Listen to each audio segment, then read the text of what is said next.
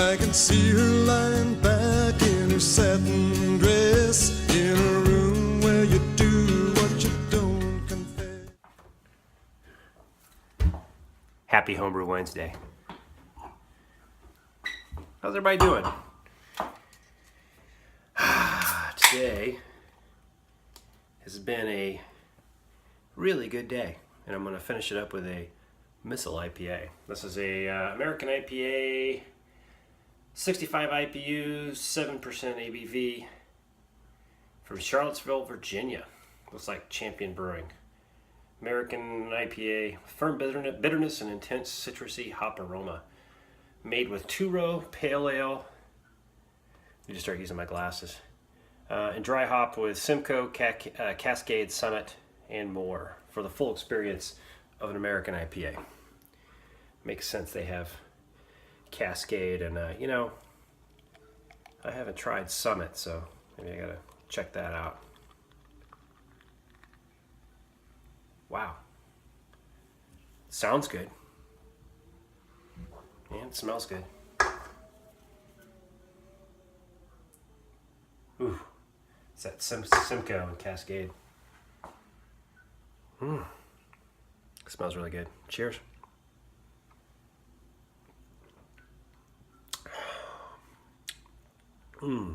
That's good. All right, so where do I begin? So I'll probably go back in time to New Year's Eve right now. Happy Homebrew New Year's. Happy 2017 to everybody. I'm actually going back in time to the last night of 2016. We got the Dean's List set up for gambling night. I can't wait till everybody gets here. This is going to be fun. So I'm hopefully, so we got a little gambling card table going on. Hopefully, I got a bunch of single malt Scotch and some Irish whiskey that I don't normally drink. So hopefully these guys will tear into some of that. But already seeing Rock On Alex celebrating New Year's. What is it? It's about 7 o'clock here right now, and he's yeah, they're already hitting New Year's. I saw it looked like the shock and awe war campaign going on over there. Anyway, hope all you guys had a safe and wonderful New Year's Eve, and look forward to seeing all your videos in the coming year. Cheers. And now that I'm back, I'll talk a little bit about, first of all, New Year's Eve was, first of all, I hope Happy New Year's to everybody. I hope everyone had a great New Year's Eve. Normally for New Year's Eve, Mrs. Dean's List and I, we have a hard time making it to 11 o'clock. You know, we're like old people now. And we never get our act together. We never dress up. We never go out. We never, you know, I think we just kind of look out the window, hear some fireworks. You know, if we stay up that late, watch the Dick Clark. And why do they call it the Dick Clark Rockin' New Year's Eve show? I mean, Dick Clark is nowhere to be found. And if he was, that hot mess that Mariah Carey, you know, did on New Year's Eve, that would not have happened if Dick Clark was still around. Anyway, but this New Year's Eve, as you can see, we busted out the casino tables, had a really good friend come over and was kind of the craps dealer, was teaching us how to play craps. And I went and got on YouTube and tried to learn some tricks just to be a pain in his ass. I was trying to do some of the trick things, and he wasn't sure how to do the payout. So anyway, we had a blackjack and poker table going. We had the craps table going, and the time just flew by. I mean, next thing you know, and people were drinking homebrew. There was plenty of people brought over food. I mean, it was very limited. I think it's a shame when I get feeling better when I'm feeling no pain. Sometimes I think it's a shame. The Dean's Pub down here was a perfect venue, and before we knew it, we turned around and New Year's Eve was over. It was just so much fun. So we're gonna start doing this gambling night like once a quarter at least. It's so much fun. So anyway, so that's that. I did my first New Year's Eve brew, or my first brew of 2017 was Dropkick Nate. So did Dropkick Nate Had an awesome brew day brewing Dropkick Nate. I think I did it on. Did I do it on the day off?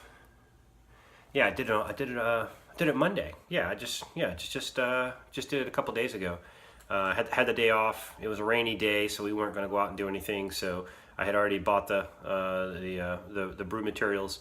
So I used the old system, and with these new metal quick connects, it's so much easier because to do Nate's recipe, you have to drop it from the boil down to 180 and do a pretty considerable whirlpool. So last time I brewed it, it was outside, and I was trying to use a turkey fryer for the first time, and it just didn't work out too well.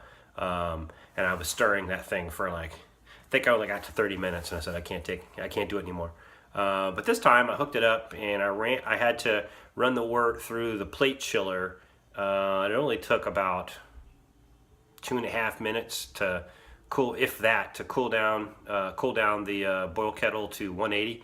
And then I was able to adjust the heat to keep it at a constant 180 while I ran the wort through through the hose and not through the wort chiller, and blasted it with a good whirlpool. That thing was spinning quite a bit.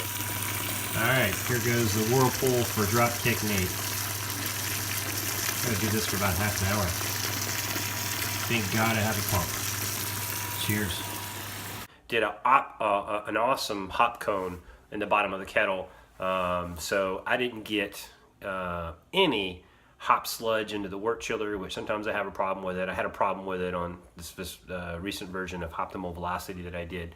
I had to stop mid brew or stop mid whirlpool, pull the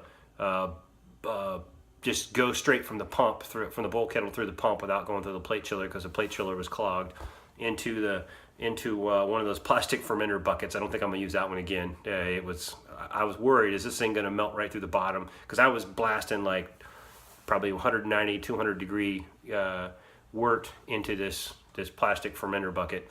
But it held its own. I took it outside, put a cover on it, and then I cleaned up the boil kettle, and I cleaned up the plate chiller, so resanitized everything, brought the stuff back in, heated it up to, back up to 180 degrees for a little bit, and then ran through the plate chiller, and I was good. That was for the Optimal Velocity. For Dropkick Nate, it was awesome. All the hop drops were perfect. The beer smelled great. The no clogs at all going through the plate chiller. Just a really good brew. So that they'll let that go. And then the cool thing about it, there's no dry hopping for that required, so it'll be a nice clean beer going in. Got a pretty good volume, no hop sludge, so it'll be a pretty clear beer hopefully. And Optimal Velocity, I checked that the other day. It was at 9.6. I started dry hopping. It'll probably attenuate a little more, so it'll be close to 10%. I know Wally's is right at 10%, I think. He and I both did big IPAs on the same day.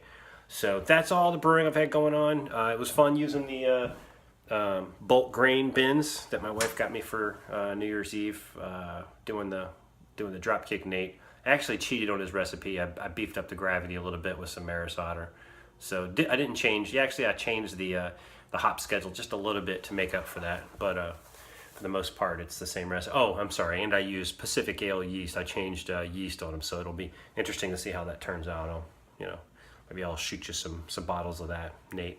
So anyway, that's my Homebrew Wednesday. Pretty quick. You'll see a little bit of brew footage from the Dropkick Nate Brew Day. Hope you guys are having a wonderful start to your New Year's, and hope everyone was safe and had a nice, responsible good time. And I look forward to seeing what 2017 brings on the home brewing front, on the home brewing competition front, and to see the rest of how the SJ Pour plays out, see who wins the international round. So, cheers.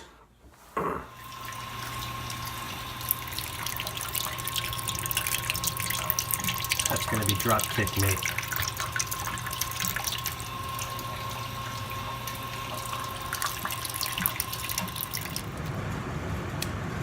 Hey, Brew Tubers. So, come up on the getting close to the hot break. Well, not really the hot break, just coming up to a boil on Dropkick Nate. Hit my well, I don't know if I hit it or not. I haven't checked the gravities, but the pre-boil was 1056.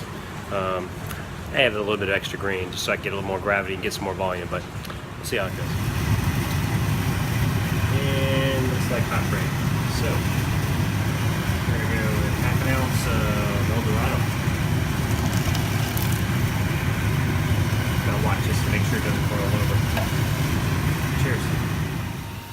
Okay, so the cool thing about an electric system is, see how it's, I'm supposed to be doing a whirlpool at 180 for 30 minutes.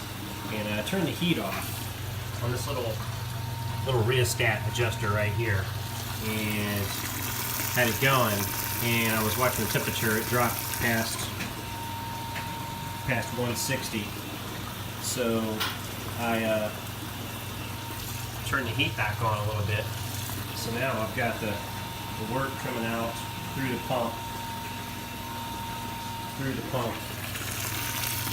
back in, doing the whirlpool, and it's putting the heat back in. So I'm able to pump it back up to 180. I love the electric system, man. Anyway, cheers, guys.